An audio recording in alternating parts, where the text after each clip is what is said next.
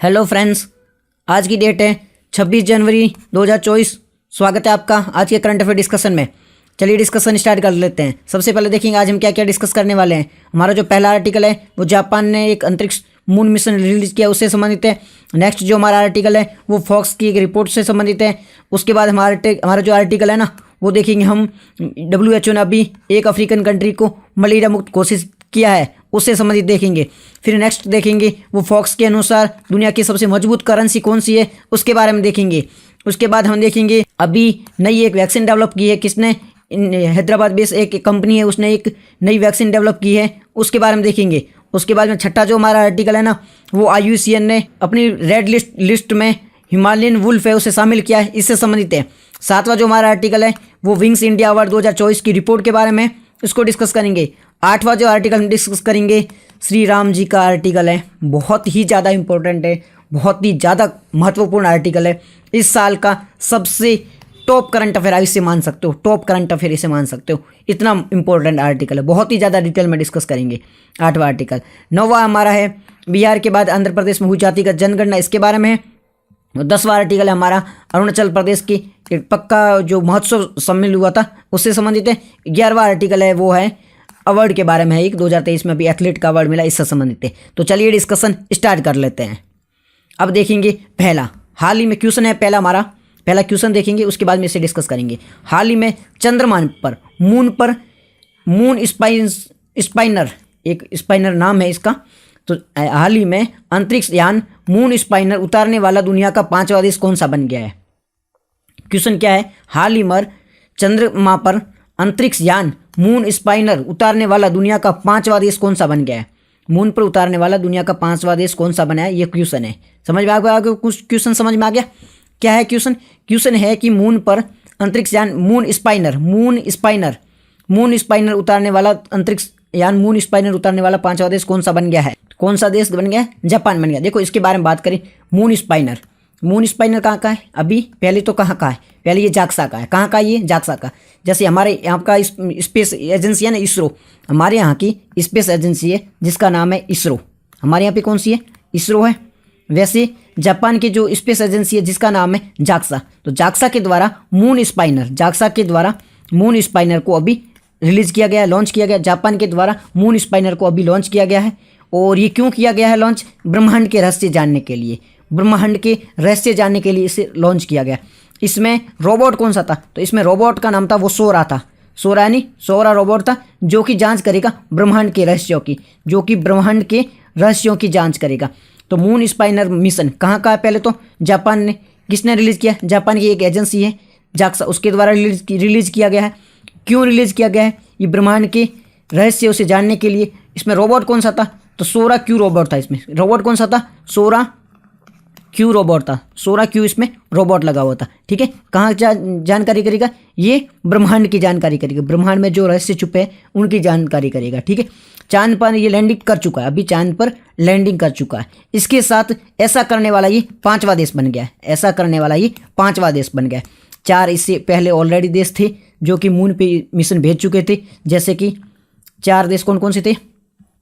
4 देश इससे पहले USA थे, रसिया, चाइना और इंडिया, ये 4 देश ऑलरेडी थे। अब बन गया जापान इस लिस्ट में, 5वां देश बने। तो अभी तक 5 देश है वो मून पर अंतरिक्ष मिशन वो भेज चुके, वो सफलतापूर्वक लैंड कर चुका है। बट जब साउथ पोल की बात करोगे ना, साउथ पोल की, तो वहाँ केवल इंडिया नहीं, हमारा भारत ही एकमात्र ऐसा देश है जिसने मून के साउथ पोल पर लैंड करवाया। भारत ही एकमात्र ऐसा देश है जिसने मून के साउथ पोल पर मिशन को लॉन्च किया है। देखो, मून के साउथ पोल पर ओनली इंडिया ही एकमात्र ऐसा देश है जिसने मून के साउथ पोल पर अपना मिशन उतारा था, अपना जो स्पेस यान था वो उतारा था। तो इसमें हमें क्या क्या डिस्कस करना है? हमें डिस्कस करना है पहले तो अभी देखो स्पाइनर मिशन कहाँ का है? स्पाइनर मिशन कहाँ का है? जापान की जाक्सा द्वारा इसे रिलीज किया गया है, जापान की जाक्सा के द्वारा। ठीक है, इससे पहले ये अभी ये 5वां देश बन गया है।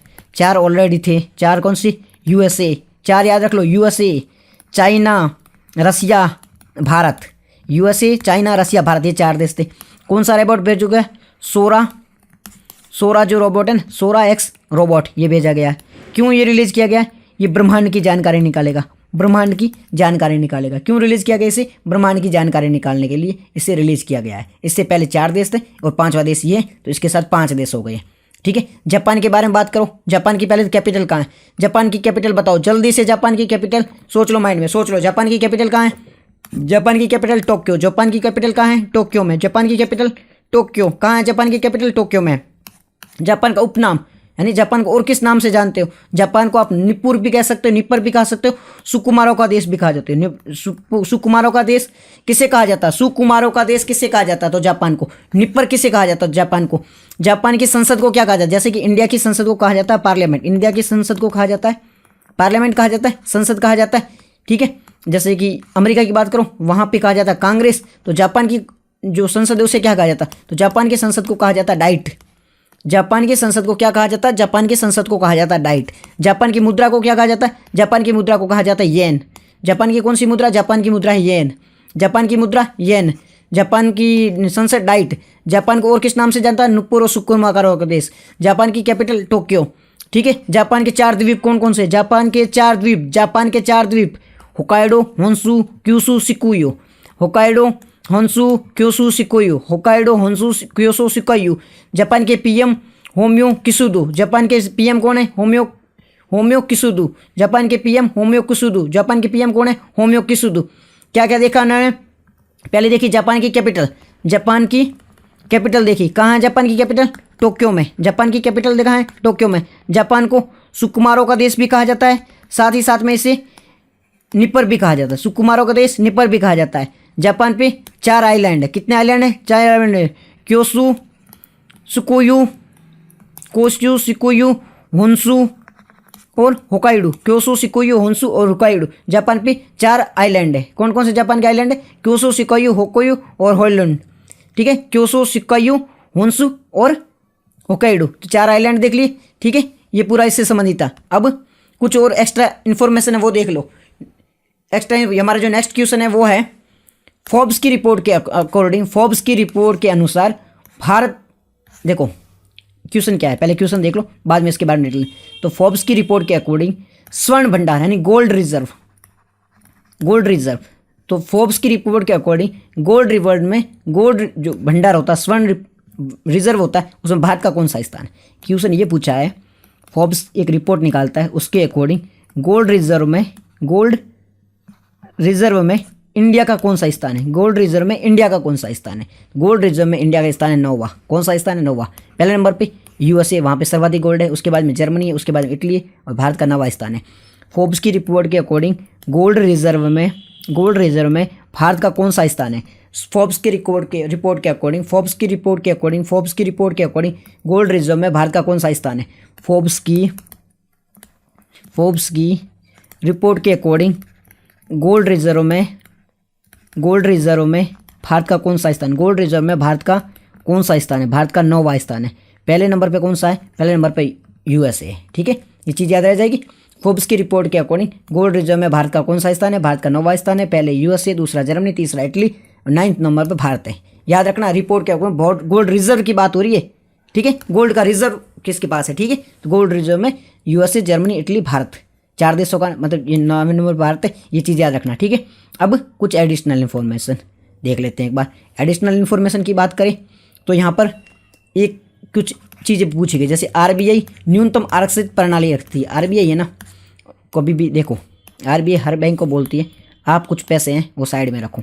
ठीक है, न्यूनतम आरक्षित प्रणाली जिसे कहा जाता है, मिनिमम रिजर्व रेशियो कहा जाता है। ठीक है, मिनिमम रिजर्व सिस्टम कहा जाता है। इसमें क्या होता है, कुछ पैसे होते हैं वो साइड में रखे जाते हैं, कुछ पैसे होते हैं वो साइड में रखा है। इसकी स्टार्ट 1956 में कहा गया था। 1956 में इसकी शुरुआत की गई थी। आरबीआई है वो कुछ पैसे हैं, न्यूनतम आरक्षित प्रणाली यानी कुछ पैसे हैं वो साइड में रखने को बोलती है। ठीक है, MRS कहा जाता है। इसकी शुरुआत कब की गई थी? इसकी शुरुआत की गई थी 1956 में। ठीक है, इसकी शुरुआत कब की थी? 1956 में। इसमें कुछ पैसे जैसे 200 करोड़ का अमाउंट है वो साइड में रखा जाता है। इसमें जो 115 करोड़ है ना वो तो गोल्ड में रखे जाते हैं, और 85 करोड़ है वो विदेशी मुद्रा के रूप में रखे जाते हैं। ठीक है, आरबीआई मिनिमम कितने रखने जाते हैं, तो कुछ पैसे हैं वो साइड में रखने होते हैं। ठीक है, फिर यूएसए में देखो हमारे यहाँ पे राज्यसभा होती है, लोकसभा होती है। तो ये चीज़ें यूएसए अमेरिका में भी होगी। तो यूएसए में जो निम्न सदन होता है, ठीक है, जो लोअर हाउस होता है उसे क्या कहा जाता है? यूएसए में लोअर हाउस को क्या कहा जाता है? लोअर हाउस हमारे होता है लोकसभा, यहाँ पे लोअर हाउस को कहा जाता है लोकसभा। तो अमेरिका में लोअर हाउस को क्या कहा जाएगा? तो अमेरिका में जो लोअर हाउस होता है उसे कहा जाता है रिप्रेजेंटेटिव संसद, रिप्रेजेंटेटिव सदन, यानी कि प्रतिनिधित्व सदन कहा जाता है, प्रतिनिधित्व सदन कहा जाता है। लोकसभा को अमेरिका में प्रतिनिधि सभा कहा जाता है या निम्न सदन कहा जाता है। जैसे लोअर हाउस है तो हमारे लोअर हाउस को लोकसभा कहा जाता है, यूएसए में कहा जाता है प्रतिनिधि सभा। और उच्च सदन को क्या कहा जाता है? उच्च सदन को हमारे यहाँ पे राज्यसभा कहा जाता है, और अमेरिका में इसे कहा जाता है सीनेट। अमेरिका में सीनेट कहा जाता है, हमारे यहाँ पे राज्यसभा कहा जाता है। अमेरिका के सीनेट में 50 पर राज्य की 1-2 सीटें होती है, टोटल राज्य वहाँ पे 50, तो टोटल यहाँ पे 100 सीटें होती है। अमेरिका के उच्च सदन में, उच्च सदन जिसे हमारे यहाँ पे राज्यसभा कहा जाता है, अमेरिका में कहा जाता है सीनेट। सीनेट में वहाँ पर टोटल 50 राज्य हैं, एक राज्य की 2 सीटें होती हैं, तो टोटल 100 सीटें होती है। हमारे यहाँ पे ऐसा नहीं है, हमारे यहाँ पे पॉपुलेशन आधार पर राज्यसभा में सीटें होती है, ठीक है। और अमेरिका में ऐसा नहीं है, अमेरिका में हर राज्य की 2 सीटें, टोटल 50 राज्य, तो टोटल सीनेट में 100 सीटें हैं, ठीक है। उस सदन हमारे यहाँ पे राज्यसभा, अमेरिका में सीनेट कहा जाता है। बात समझ में आ गई। अब यूएसए और कनाडा के बीच में, ये है नीचे यूएसए, ऊपर कनाडा है, इसके बीच में अक्षांश रेखा की बात करनी है, ठीक है। इसके बीच में अक्षांश रेखा कौन सी है? ठीक है, ये अक्षांश रेखा होगी, नीचे होगा यूएसए होगा, ऊपर कनाडा होगा। तो ये रेखा के बारे में बताना, ये रेखा कौन सी है? अक्षांश रेखा। यूएसए और कनाडा के बीच में अक्षांश रेखा कौन सी है? यूएसए कनाडा के बीच में अक्षांश रेखा कौन सी है? तो 49 डिग्री है, 49 डिग्री उत्तरी अक्षांश है, 49 डिग्री उत्तरी अक्षांश है, वो यूएसए व कनाडा के बीच में लाइन बनाती है। 49 डिग्री उत्तरी अक्षांश, 49 डिग्री उत्तरी अक्षांश है, वो यूएसए और कनाडा के बीच में लाइन बनाती है। यूएसए मैक्सिको के बीच में रियो रिवर है, वो लाइन बनाती है। यूएसए मैक्सिको रियो रिवर, यूएसए कनाडा उत्तरी अक्षांश है, वो लाइन बनाती है, ठीक है। ये बात याद रह जाएगी, यूएसए कनाडा के बीच में 49 डिग्री। अब 2028 में ओलंपिक कहाँ होंगे? 2028 में ओलंपिक कहाँ आयोजित होंगे? 2028 में ओलंपिक कहाँ आयोजित होंगे? 2028 में 2020 में कहाँ हुए थे? 2020 में हुए थे टोक्यो में, 2024 में पेरिस में, 2028 में कहाँ होंगे? लॉस एंजल्स यूएसए में होंगे। 2028 में ओलंपिक कहाँ होंगे? USA Los Angeles, USA Los Angeles, USA में लॉस एंजल्स में। 2020 में कहाँ हुए थे? टोक्यो में। 2024 पेरिस, 2020 टोक्यो, 2024 पेरिस। 2028 में कहाँ होंगे? लॉस एंजल्स, 2028 में कहाँ होंगे? लॉस एंजल्स में। 2028 में ओलंपिक्स कहाँ होंगे? 2028 में ओलंपिक्स लॉस एंजल्स में होंगे, ठीक है जी। 2028 में कहाँ होंगे? लॉस एंजल्स यूएसए में। 2020 में कहाँ हुए थे? टोक्यो में हुए थे। 2024 में पेरिस में। याद कर लो, रट लो इस चीज़ों को। 2020 Tokyo, 2024 Paris, 2028 Los Angeles USA में होंगे। इस चीज़ को याद कर लो। अब आया गया हमारा तीसरा क्वेश्चन। तीसरा क्वेश्चन क्या है? तीसरा क्वेश्चन, हाल ही में WHO ने मलेरिया मुक्त किस देश को घोषित किया है? WHO ने मलेरिया मुक्त, WHO ने अभी एक देश को मलेरिया मुक्त घोषित किया है, उसके बारे में बताना है। तो पहले जान लो WHO के बारे में। दरअसल WHO क्या चीज़ है? तो WHO की स्थापना 7 अप्रैल 1948 को, 7 अप्रैल 1948 को WHO की स्थापना हुई थी। WHO की स्थापना कब हुई थी? WHO की स्थापना कब हुई थी? क्वेश्चन है साफ साफ, WHO की स्थापना कब हुई थी? WHO की स्थापना कब हुई थी? WHO की स्थापना के बारे में बताओ, जल्दी से बताओ। WHO की स्थापना बताओ। 7 अप्रैल 1948, 7 अप्रैल 1948, 7 अप्रैल 1948 को WHO की स्थापना हुई थी। हेडक्वार्टर कहाँ है WHO का? हेडक्वार्टर है जिनेवा स्विट्जरलैंड में। हेडक्वार्टर कहाँ है? जिनेवा स्विट्जरलैंड में WHO का हेडक्वार्टर है। WHO की स्थापना 7 अप्रैल 1948 को, WHO की स्थापना 7 अप्रैल 1948 को। हेडक्वार्टर जिनेवा में, हेडक्वार्टर जिनेवा में। किसी भी बीमारी को, अगर किसी भी देश को बीमारी फ्री मुक्त करना है, कोई भी देश है जैसे भारत है, अगर भारत को मलेरिया फ्री घोषित करना है तो उसके लिए प्रोसीजर क्या है? कैसे भारत को मलेरिया फ्री घोषित किया जा सकता है? तो भारत को अगर मलेरिया फ्री घोषित करना है उसके लिए क्या करना पड़ेगा? 3 साल तक उस बीमारी का कोई भी केस रजिस्टर नहीं होना चाहिए। अगर भारत को मलेरिया फ्री घोषित करना है तो भारत में 3 साल तक मलेरिया का कोई भी केस रजिस्टर नहीं होना चाहिए। 3 साल तक भारत में मलेरिया का कोई केस अगर रजिस्टर नहीं होता है तो भारत को मलेरिया फ्री घोषित किया जाएगा। तो 3 साल तक उस बीमारी का कोई भी केस न आने पर उसे मलेरिया फ्री घोषित किया जा सकता है। कौन करता है? WHO करता है। WHO की स्थापना 7 अप्रैल 1948, हेडक्वार्टर जिनेवा में, ठीक है। WHO के बारे में देख लिया, वर्ल्ड हेल्थ ऑर्गेनाइजेशन, ठीक है। अब कौन से देश की अभी कंट्री को, मतलब कौन से महाद्वीप की कंट्री या कौन सी कंट्री को अभी घोषित किया गया है मलेरिया फ्री? तो ये किया गया है अफ्रीका का एक देश है जिसे मलेरिया फ्री घोषित किया गया है। अफ्रीका में अभी तक 2 देशों को ऑलरेडी घोषित किया जा चुका था, ये तीसरा देश है जिसे मलेरिया फ्री घोषित किया है। तो तीसरा देश, इसका नाम क्या है? इसके नाम है कार्बो डी वर्डे। नाम क्या है इसके? कार्बो डी वर्डे। नाम याद कर लो आपने, क्योंकि पहली बार सुन रहे हो ये नाम, कार्बो D Verde, कार्बो D Verde, कार्बो D Verde, पहली बार सुन रहे हो इसलिए याद कर लो, भूल जाओगे। कार्बो डी वर्डे, इस प्रकार से याद करो, दोबारा याद ना करना पड़े। कार्बो डी वर्डे कहाँ का है? अफ्रीका का है। अफ्रीका के तीसरा देश है जिसे मलेरिया फ्री घोषित किया गया। कार्बो डी वर्डे अफ्रीका का तीसरा देश है जिसे मलेरिया फ्री घोषित किया गया। इससे पहले WHO ने अफ्रीका के 2 देशों को, कौन कौन से? Mauritius, Algeria, Mauritius, Algeria, Mauritius, Algeria, Mauritius, Algeria, Africa के 2 देश है जिसे WHO ने मलेरिया फ्री घोषित किया गया था। इसके साथ अब ये तीसरा देश बन गया, कौन सा? कार्बो डी वर्डे। कार्बो डी वर्डे तीसरा देश बना गया है जिसे मलेरिया मुक्त घोषित किया है। किसने किया है? WHO ने। कैसे कर सकता है? 3 साल तक कोई केस ना आने पर। कौन से देश को किया? कार्बो डी वर्डे। कार्बो डी वर्डे कहाँ है? अफ्रीका में, वेस्ट अफ्रीका में। इससे पहले अफ्रीका के 2 देशों को, मॉरिशस, अल्जीरिया को घोषित किया था। मॉरिशस, अल्जीरिया को इससे पहले घोषित किया गया था। अभी किया है कार्बो डी वर्डे को, तीसरा देश बन चुका है। ठीक है, अब कार्बो डी वर्डे की लोकेशंस की बात करें, ये है अफ्रीका। ठीक है, अफ्रीका का मैप है, यहाँ पर है, देखो यहाँ पर एक द्वीपीय देश है कार्बो डी वर्डे, एक द्वीपीय कंट्री है। ठीक है, आइसलैंड कंट्री है। यहाँ पर अल्जीरिया है जो कि अफ्रीका का सबसे बड़ा देश है, क्षेत्रफल की दृष्टि से अफ्रीका का सबसे बड़ा देश अल्जीरिया। यहाँ पर है मॉरिशस। ठीक है, यहाँ पर है मेडागास्कर, ये इसकी लोकेशन है। मेडागास्कर की ये कैपिटल है पोर्ट लुइस, मेडागास्कर की कैपिटल है पोर्ट लुइस। ठीक है, ये देख लिया कार्बो डी वर्डे के बारे में जिसे मलेरिया फ्री घोषित किया गया। मलेरिया बीमारी के बारे में बात करें, मलेरिया के बारे में बात करें तो मलेरिया के बारे में एक बार देख लो, कौन सी किससे होती है? पहले तो मलेरिया किससे होती है? ठीक है, मलेरिया पहले होती किससे? रोगवाहक क्या है? रोग कारक क्या है? मलेरिया होती है प्रोटोजोआ से। ठीक है, प्लाज्मोडियम प्रोटोजोआ है, उससे मलेरिया होती है। मलेरिया किससे होती है? प्लाज्मोडियम प्रोटोजोआ से, प्लाज्मोडियम प्रोटोजोआ से। मलेरिया किससे होती है? प्लाज्मोडियम प्रोटोजोआ से। मलेरिया किससे होती है? प्लाज्मोडियम प्रोटोजोआ से मलेरिया होती है। ठीक है, चीज़ याद रह जाएगी। मलेरिया प्लाज्मोडियम प्रोटोजोआ से होगी, मलेरिया प्लाज्मोडियम प्रोटोजोआ से होगी। ठीक है, रोगवाहक क्या है? रोगवाहक एक तो देखो आपको रोग हो रहा है, उसका कारण क्या है, किस वजह से हो रहा है? वो हो रहा है प्लाज्मोडियम प्रोटोजोआ से, बट इसको रीजन कौन बन रहा है? ठीक है, ये मच्छर है ना, ये बन रहा है रीजन।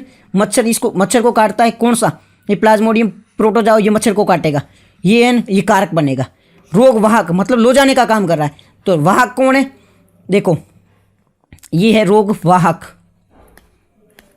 रोगवाहक अलग है और रोग कारक अलग है। रोगवाहक कौन है? ये है मच्छर है, मादा एनाप्लीज, मादा मच्छर है ना, ये है रोगवाहक, मादा एनाप्लीज मच्छर है, ये रोगवाहक है। और कारक कौन है? कारक है वो है प्लाज्मोडियम, प्लाज्मोडियम ये कारक है, ये वाहक है। ये कारक इसको काटेगा, ये काटेगा इंसान को हो जाएगा, बीमारी हो जाएगी। ठीक है, तो कारक अलग है और ये वाहक अलग है। कारक है प्रोटोजोआ प्लाज्मोडियम और वाहक है मादा एनाप्लीज मच्छर। इसमें क्या, इसमें RBC प्रभावित होता है, RBC प्रभावित क्या होती? रेड ब्लड सेल होती है, वो प्रभावित होती है, इसकी कमी हो जाती है। मेडिसिन क्या है? मेडिसिन है कुनेन जो एक वैक्सीन है, वो इसके लिए जो सिंक्रोनेट्रियन उससे बनती है, कुनेन वैक्सीन है। और नई अभी वैक्सीन की खोज की जिसका नाम है मॉक्सीवर्स, पहला टीका है इसका मलेरिया का। ठीक है, ये मलेरिया के बारे में देख लिया। मलेरिया प्लाज्मोडियम पैरासाइट से होता है। ठीक है, और इसका वाहक है मादा एनाप्लीज मच्छर है ये। ठीक है, ये चीज़ समझ में आ गई। अब देख लेते हैं किस किस और देशों को फ्री घोषित किया, कौन कौन से देश है जिसको कौन कौन सी बीमारियों के फ्री घोषित। जैसे बर्ड फ्लू मुक्त किस देश को घोषित किया गया? बर्ड फ्लू मुक्त किसको घोषित किया? भारत को। बर्ड फ्लू मुक्त भारत को। बर्ड फ्लू मुक्त किसे घोषित किया? भारत को। H5N ब्लड फ्लू का कौन सा वायरस होता है? H5N ब्लड फ्लू के लिए कौन सा वायरस है? H5N वायरस है, वो ब्लड फ्लू के लिए रेस्पॉन्सिबल है। कौन सा वायरस है वो ब्लड फ्लू के लिए रेस्पॉन्सिबल है? तो H5N वैक्सीन है। H5N जो वायरस है, H5N वायरस है, वो ब्लड फ्लू के लिए रेस्पॉन्सिबल। कौन सा वायरस है?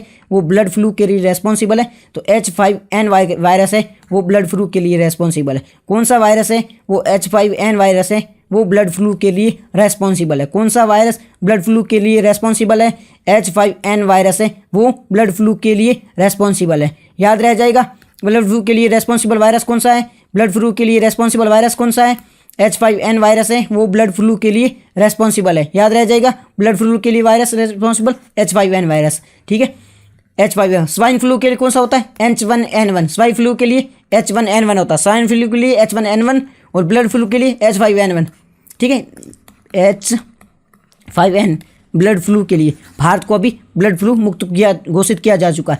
Swine flu H5N5। Trachoma free किसी इराक को, ट्रोकोमा फ्री इराक को, ट्रोकोमा एक बीमारी होती है, इराक को ट्रोकोमा फ्री घोषित किया जा चुका है, इराक को ट्रोकोमा फ्री घोषित किया जा चुका है। ट्रोकोमा फ्री घोषित किसे किया जा चुका है, ट्रोकोमा फ्री किसे घोषित किया जा चुका है, ट्रोकोमा फ्री घोषित किया जा चुका है ईरान को, ट्रोकोमा फ्री घोषित किसे किया जा चुका है ईरान को, ट्रोकोमा फ्री घोषित किसे किया जा चुका है इराक को, ईरान नहीं इराक है, इराक को ट्रोकोमा फ्री घोषित किया जा चुका है, ठीक है, ये चीज़ याद रह जाएगी। रूबेला फ्री किसे घोषित किया गया है, रूबेला फ्री किसे घोषित किया गया, रूबेला फ्री किसे घोषित किया, भूटान और तिमोर लिस्टे को, भूटान और तिमोर लिस्टे को रूबेला फ्री घोषित किया जा चुका है।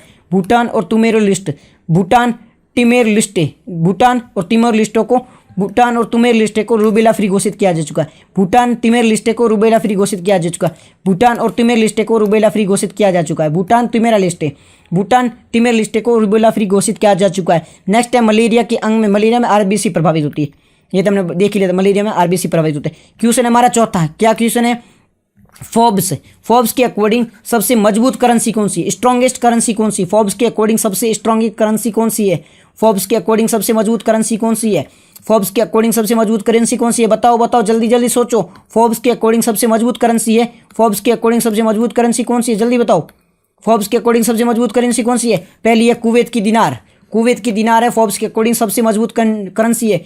एक दिनार बराबर 270 रुपये होते हैं, एक दिनार बराबर 270 रुपये होते हैं। तो कुवैत की जो दिनार है ना वो सबसे मजबूत करेंसी है, कुवैत की दिनार है वो सबसे मजबूत करेंसी है, बिकॉज ये कुवैत में ऑयल है उसका इंपोर्ट करता है, तो कुवैत की दिनार है सबसे मजबूत करेंसी है, एक दिनार बराबर 270 रुपये होते हैं। फिर बहरीन की दिनार है, फिर ओमानी रियाल है, डॉलर है वो 10वें नंबर पर है। कुवैत की दिनार सबसे मजबूत, फिर बहरीन की दिनार, फिर ओमानी रियाल है, ये सबसे मजबूत करेंसियों में आते हैं, ठीक है। अब कुछ देश दिए गए हैं उनकी करेंसियों के बारे में बताना आपको। पहले है यूक्रेन की करेंसी रिबिनिया, यूक्रेन रिबिनिया, यूक्रेन रिबिनिया, यूक्रेन रिबिनिया, रूस रूबल, रूस रूबल ये याद आ जाएगी आपको, रूस rouble. Sweden krona, Sweden krona, Sweden Iceland Norway इनकी क्रोना है, स्वीडन आइसलैंड नॉर्वे इनकी क्रोना है। South Africa rand, South Africa rand, South Africa rand. Malaysia ringgit, Malaysia ringgit. Bangladesh taka, ये तो याद आ जाएगा, बांग्लादेश का टक्का। चीन युआन है, रेनमेन भी है, चीन की युआन भी है और रेनमेन भी है, ठीक है, चीन की भी याद आ जाएगी। Vietnam Dong, Vietnam Dong. दक्षिण कोरिया वान, फिर है मैक्सिको पीसो, यूएई दिहरम है, ठीक है, और टर्की है लीरा, टर्की की है लीरा। ये चीज़ आपको याद रखना, कौन से देश की कौन सी करेंसी है याद रखना। क्वेश्चन है हमारा पांचवा, क्या क्वेश्चन है, हाल ही में इंडिया के द्वारा, इंडिया की कंपनी इंडियन इम्यूनोलॉजिकल, ये याद रखना कंपनी का नाम, इंडियन इम्यूनोलॉजिकल, हैदराबाद एक कंपनी है, हैदराबाद बेस्ड एक कंपनी है इंडियन इम्यूनोलॉजिकल ने देश की कौन सी पहली स्वदेशी वैक्सीन को रिलीज किया है। तो इसका ये कौन सी वैक्सीन है और किस बीमारी के लिए, ये हेपेटाइटिस ए के लिए। देख लो पहले तो देख लो इसके बारे में, बीमारी का वैक्सीन का नाम है हैवीश्योर वैक्सीन। कौन सी वैक्सीन है, वैक्सीन का नाम है हैवीश्योर, वैक्सीन का नाम क्या है हैवीश्योर, वैक्सीन का नाम क्या है हैवीश्योर। तो पहली वैक्सीन कौन सी है, देश की पहली हैवीश्योर वैक्सीन है। तो देश की पहली वैक्सीन कौन सी है, देश की पहली हेपेटाइटिस से संबंधित, देश की पहली हेपेटाइटिस से संबंधित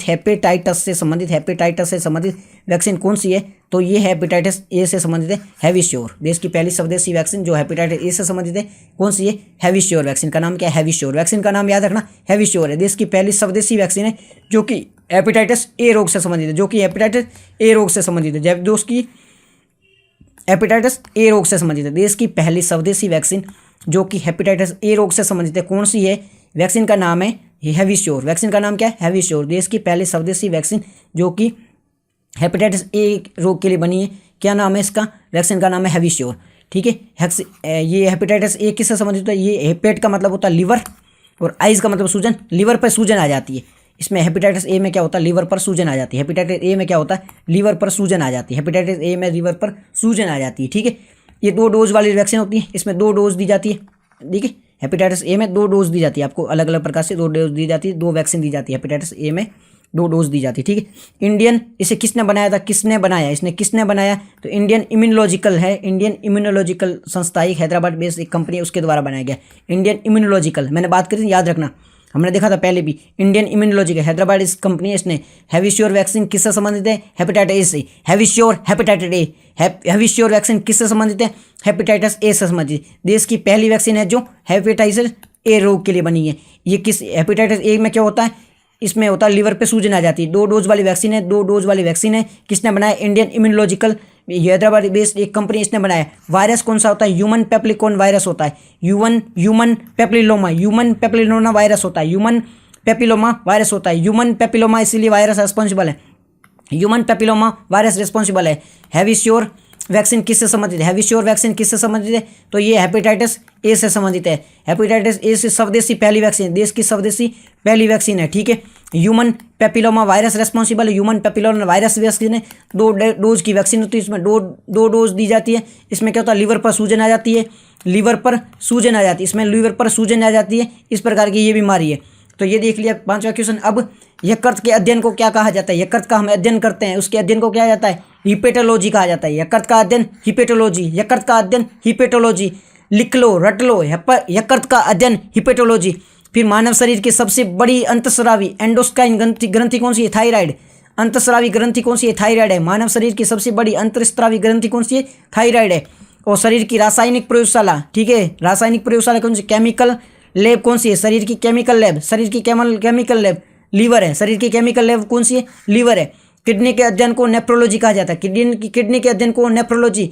यकृत का हिपेटोलॉजी, यकृत का अध्ययन हिपेटोलॉजी। मानव शरीर की सबसे बड़ी ग्रंथि थायराइड, मानव शरीर की सबसे बड़ी अंतस्रावी ग्रंथि कौन सी, अंतस्रावी ग्रंथि कौन सी, थायराइड है। शरीर की रासायनिक केमिकल लैब लीवर है। किडनी का अध्ययन नेफ्रोलॉजी, किडनी का अध्ययन नेफ्रोलॉजी। याद कर लो। क्वेश्चन आ गया 6, IUCN ने पहली बार किसी अपनी रेड लिस्ट में जो वनरेबल सूची है उसमें शामिल किया, किसे, तो हिमालयन वुल्फ के। हिमालयन वुल्फ की बात करते हैं, पहली बात कर लेते हैं IUCN की। IUCN का फुल फॉर्म क्या है, international union conservation for nature, international union for conservation of nature, international union for conservation of nature. ये नेचर को कंजर्व करने के लिए एक संस्था बनाई गई थी, international union for conservation of nature, 1948 में बनाई गई थी, जिसका हेडक्वार्टर ग्लैंड स्विट्जरलैंड में। ये क्या करती है, ऐसी प्रजातियाँ होती है जिनका अस्तित्व है संकट में है, तो उसे बचाने के लिए एक डेटा कलेक्ट करती है और डेटा को उस बुक में डालती है और फिर तय किया जाता है कि ये प्रजाति वो संकट में है या नहीं है। इस प्रकार का इसे काम है, ठीक है। तो उसे 1948 में बनी थी इंटरनेशनल IUCN। स्थापना कब हुई थी, 1948 में। ग्लैंड स्विट्जरलैंड में इसका हेडक्वार्टर है। IUCN की स्थापना 1948 में, ग्लैंड स्विट्जरलैंड में इसका हेडक्वार्टर है, ठीक है। IUCN की स्थापना 1948 में, ग्लैंड स्विट्जरलैंड में इसका हेडक्वार्टर है। ये रेड बुक जारी करती है, रेड बुक किसकी डेटा है, रेड बुक में जारी किया जाता है। तो रेड बुक किसके द्वारा जारी की जाती है, ये IUCN के द्वारा जारी की जाती है। इसमें पहली बार हिमालयन वुल्फ है, उसे पहली बार हिमालयन वुल्फ, जिसे तिब्बती भेड़िया भी कहा जाता है, शिकारी जानवर भी कहा जाता है, हिमालयन वुल्फ, ठीक है। पहली बार इसमें शामिल किया गया था। IUCN की लिस्ट है ना, इसमें पहली बार शामिल किया गया। ये IUCN की वनरेबल कैटेगरी में आता है, यानी संवेदनशील है। IUCN की वनरेबल कैटेगरी अलग अलग होती कैटेगरी होती है, क्रिटिकल इंडेंजर्ड, फिर देखो पहली होती क्रिटिकल इंडेंजर्ड, फिर होती है इंडेंजर्ड आती है, फिर वनरेबल आती है, फिर ठीक है, इस प्रकार की अलग अलग इसकी कैटेगरी होती है। तो ये IUCN की जो हिमालयन वुल्फ है वो वनरेबल कैटेगरी में आता है, IUCN की वनरेबल कैटेगरी में आता है। UPSC स्टेट PCS में इस प्रकार के क्वेश्चन पूछे जाते हैं। हिमालयन वुल्फ है वो IUCN की कौन सी कैटेगरी में आता है, तो IUCN की वनरेबल कैटेगरी में आता है। हैबिटेट कहाँ है, इसका आवास कहाँ है, कहाँ निवास करता है ये घास भूमि ऊंचाई होती है ना, हिमालय वगैरह रीजन है, तो वहाँ पे पहाड़ों पे ऊंचाई पर ये रहता है, जैसे हिमालयन पहाड़ों में, ठीक है, बर्फीले पहाड़ होते हैं, तो हिमालय में ऊंचाई पर रहता है। भारत, नेपाल, भूटान, पाकिस्तान आदि इन देशों में पाया जाता है, ठीक है। इसे तिब्बती भेड़िया भी कहा जाता है, शिकारी भेड़िया भी कहा जाता है। हिमालयन वुल्फ आवास घास के मैदान है। फर्स्ट टाइम इसे इसमें IUCN की लिस्ट में शामिल किया गया है। वनरेबल कैटेगरी में आता है, ऊंचाई पर रहता है, भारत, नेपाल, पाकिस्तान वगैरह इन देशों में पाया जाता है। शिकारी जानवर भी कहा जाता है, तिब्बती भेड़िया भी इसे कहा जाता है, ठीक है जी। बात समझ में आ गई। लद्दाख का राज्य पशु कौन सा है, लद्दाख का स्टेट एनिमल कौन सा है, लद्दाख का स्टेट एनिमल, जल्दी से सोच के बताओ, लद्दाख का स्टेट एनिमल कौन सा है। लद्दाख का स्टेट एनिमल हिम तेंदुआ, स्नो लियोपर्ड है, वो लद्दाख का स्टेट एनिमल है। हिम तेंदुआ, स्नो लियोपर्ड है वो लद्दाख का, स्नो लियोपर्ड लद्दाख का स्टेट एनिमल है। स्नो लियोपर्ड लद्दाख का स्टेट एनिमल है। स्नो लियोपर्ड लद्दाख का स्टेट एनिमल है। लद्दाख का स्टेट एनिमल कौन सा है, स्नो लियोपर्ड। लद्दाख का स्टेट एनिमल स्नो लियोपर्ड, हिम तेंदुआ जिसे कहा जाता है। किर्गिस्तान का इसे राज्य पशु भी घोषित किया। किर्गिस्तान ने अभी इसके राष्ट्रीय पशु भी घोषित किया है। किर्गिस्तान एक देश है, इसने अभी हिम तेंदुआ है उसे अपना राष्ट्रीय पशु भी घोषित किया है। कौन से देश ने राष्ट्रीय पशु घोषित किया? किर्गिस्तान ने। किर्गिस्तान ने हिम तेंदुआ को यानी स्नो लियोपर्ड को अभी अपना राष्ट्रीय पशु भी घोषित किया गया है, नेशनल एनिमल भी घोषित किया गया है। ये लद्दाख का भी नेशनल एनिमल है, सॉरी लद्दाख का भी राज्य पशु है, लद्दाख का भी राज्य पशु है। ठीक है, लद्दाख का राज्य पशु कौन सा है? स्नो लियोपर्ड है। उसके बाद में फूड एनिमल कौन सा? खाद्य पशु कौन सा है? मिथुन। खाद्य पशु मिथुन है। खाद्य पशु कौन सा है? मिथुन है। उसके बाद कुछ राज्य दिए गए हैं और उनके स्टेट एनिमल है। मणिपुर का संगाई, संगाई है वो मणिपुर का स्टेट एनिमल है। संगाई है वो मणिपुर का स्टेट एनिमल है। जम्मू कश्मीर का हंगूल, जम्मू कश्मीर का कौन सा है? हंगूल है। जम्मू कश्मीर का कौन सा? हंगूल है। तमिलनाडु का नीलगिरी तहार, तमिलनाडु नीलगिरी तहार, तमिलनाडु नीलगिरी तहार। एमपी यूपी बारहसिंगा, जिसे स्टेग भी कहा जाता है, बारहसिंगा स्टेग। एमपी यूपी में स्टेग, एमपी स्टेग, एमपी और यूपी स्टेग। फिर आपको राजस्थान का बताना है, गुजरात का बताना है, इन सब के बारे में बताना है। मणिपुर, संगाई, जम्मू कश्मीर, हंगूल और तमिलनाडु नीलगिरी तहार, यूपी एमपी बारहसिंगा स्टेग, ये चीज़ें देख लेना। क्वेश्चन आ गया हमारा 7वां। हाल ही में विंग्स इंडिया, हाल ही में विंग्स इंडिया, क्वेश्चन से ध्यान से देखना। हाल ही में विंग्स इंडिया अवार्ड 2024 से किसे सर्वश्रेष्ठ हवाई अड्डा, किसे सर्वश्रेष्ठ हवाई अड्डा का पुरस्कार सम्मानित किया गया? कौन सा इंटरनेशनल एयरपोर्ट है, कौन सा एयरपोर्ट है, कौन सा एयरपोर्ट है जिसे विंग्स इंडिया अवार्ड में सर्वश्रेष्ठ हवाई अड्डे का दर्जा दिया है? कौन सा एयरपोर्ट है जिसे विंग्स इंडिया अवार्ड में 2024 में अभी विंग्स इंडिया अवार्ड 2024 रिलीज किए गए हैं।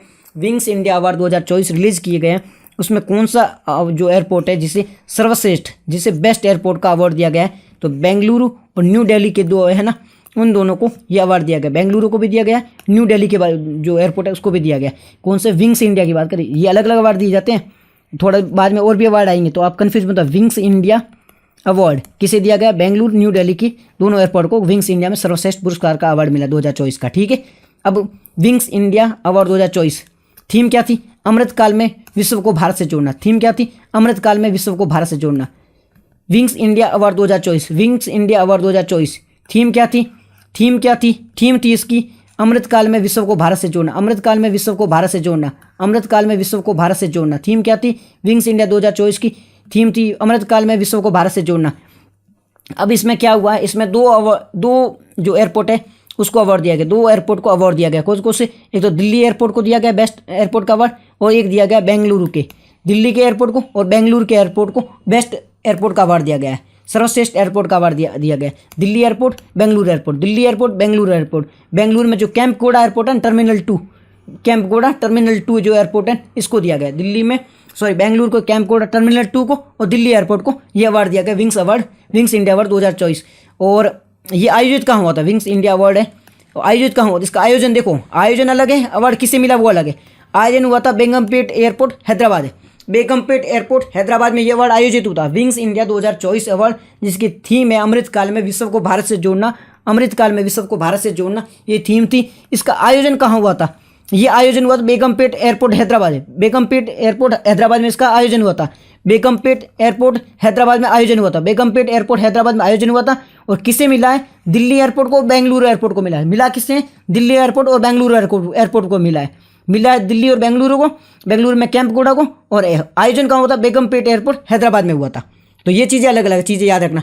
फिर विश्व का सर्वश्रेष्ठ एयरपोर्ट का अवार्ड किसे मिला है? विश्व के सर्वश्रेष्ठ एयरपोर्ट का अवार्ड, देखो हमने कहा था ना कि ध्यान से देखना, विश्व का सबसे सर्वश्रेष्ठ अवार्ड, विश्व का सबसे सर्वश्रेष्ठ, यहाँ पे बेस्ट पूछा है, विश्व का बेस्ट एयरपोर्ट कौन सा है? तो ये चांगी सिंगापुर, चांगी सिंगापुर। विश्व का बेस्ट एयरपोर्ट कौन सा है? Changi Singapore. विश्व का सबसे बेस्ट एयरपोर्ट कौन सा है? Changi Singapore. विश्व का सबसे बेस्ट एयरपोर्ट कौन सा? Changi Singapore. और विश्व का ब्यूटीफुल, देखो बेस्ट सर्वश्रेष्ठ अलग है, ब्यूटीफुल अलग है। विश्व का सर्वश्रेष्ठ में चांगी सिंगापुर, विश्व का सर्वश्रेष्ठ में चांगी सिंगापुर। और भारत में जो हुआ था विंग्स में, वहाँ पे सर्वश्रेष्ठ था बेंगलुरु और दिल्ली, बेंगलुरु और दिल्ली था। ये विश्व की बात हो रही है, यहाँ पे चांगी सिंगापुर। और विश्व में जो खूबसूरत है वो कैंपगोड़ा बेंगलुरु को मिला, विश्व में कैंपगोड़ा बेंगलुरु को मिला है, विश्व में कैंपगोड़ा बेंगलुरु को मिला खूबसूरत अवार्ड। खूबसूरत अलग है, सर्वश्रेष्ठ अलग है। ठीक है, एयरफोर्स डे 8 अक्टूबर 2023 को, एयरपोर्ट डे 8 अक्टूबर 2023 को, एयरपोर्ट डे कब मनाया जाता है? 8 अक्टूबर को मनाया जाता है, लास्ट मनाया 2023 में मनाया था। कहाँ मनाया गया था? प्रयागराज में। कहाँ मनाया गया था? प्रयागराज में। क्वेश्चन है हमारा नया 8वां क्वेश्चन है, 9वां पक्के पंगा हॉर्नबिल महोत्सव कहाँ मनाया गया था? नौवा पक्के पंगा हॉर्नबिल महोत्सव, नौवा पक्के पंगा हॉर्नबिल महोत्सव कहाँ आयोजित हुआ था?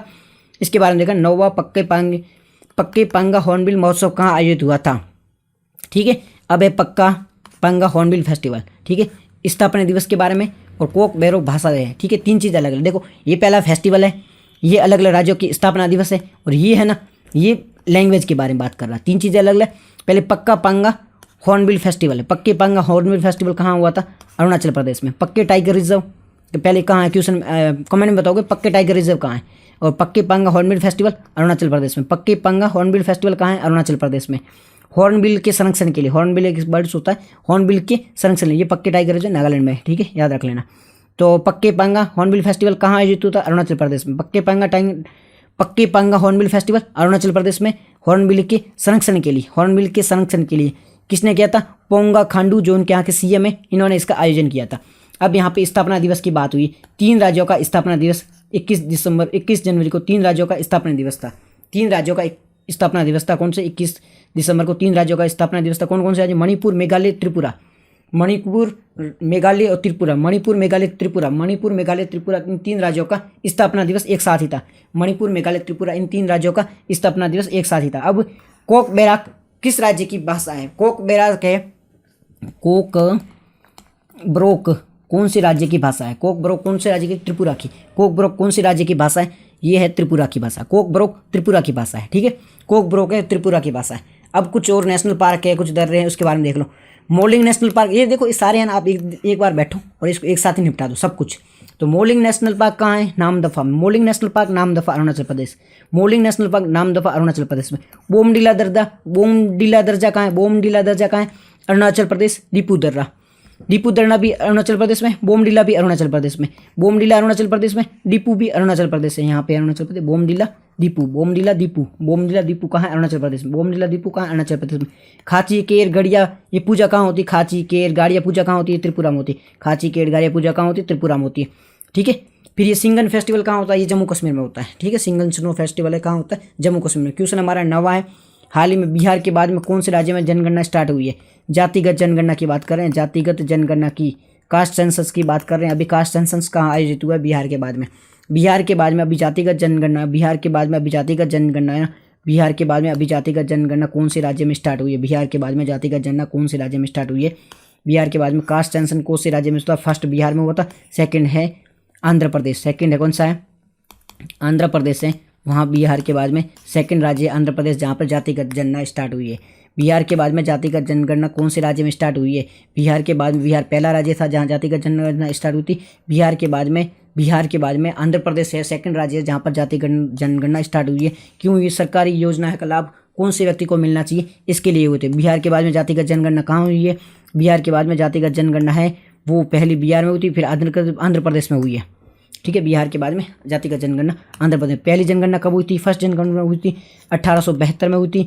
1872 में हुई थी। गवर्नर जनरल कौन था? मेयो। उस टाइम में गवर्नर जनरल कौन था? मेयो। मेयो के काल में 1872 में पहली जनगणना हुई थी। मेयो के काल में पहली 1872 में जनगणना हुई थी।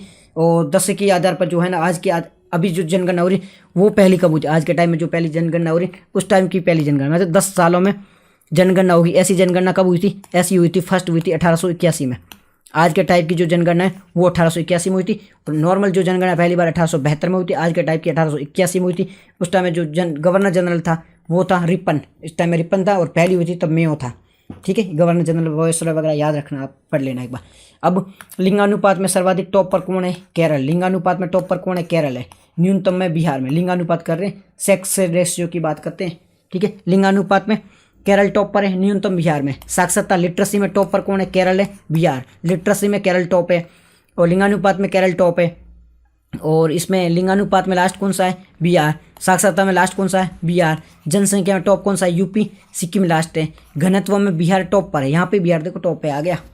तो घनत्व डेंसिटी की बात करें तो यहाँ पे बिहार टॉप पर है। बट इस जो बात करें ना इंडिया में सब सिटी वगैरह को शामिल करें तो यहाँ पे दिल्ली है। दिल्ली बिहार, राज्यों की बात करें तो बिहार है, और वैसे ओवरऑल सिटी वगैरह की बात करें तो दिल्ली।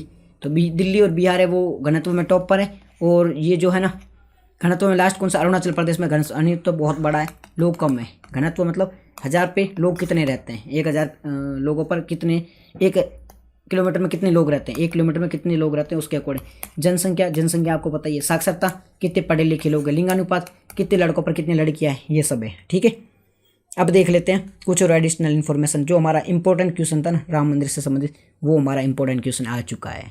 आखिर हमारा इंपॉर्टेंट क्वेश्चन आ चुका है राम मंदिर जर्नी के बारे में। देखो राम मंदिर है ना, अभी इसका प्राण प्रतिष्ठा हुई थी 22 जनवरी को प्राण प्रतिष्ठा हुई है। राम मंदिर भगवान राम जी अपने मंदिर में पधार चुके हैं। बाद रूप में इनकी छवि की स्थापना हो चुकी है। तो राम जी का नाम लेते हुए बताते 1528 में जब बाबर भारत में आया था, बाबर ने यहाँ पे मस्जिद तोड़ी, मंदिर तोड़ा और यहाँ पर मस्जिद बनाई बाबरी मस्जिद नाम से। बाबरी मस्जिद के नाम से यहाँ पर अपनी मस्जिद बना ली। ठीक है, उसके बाद में क्या हुआ कि काफ़ी विवाद चलता रहा, लेकिन बाबर उस टाइम में मुगलों का राज था। ठीक है, तो 1857 तक मुगलों का राज था।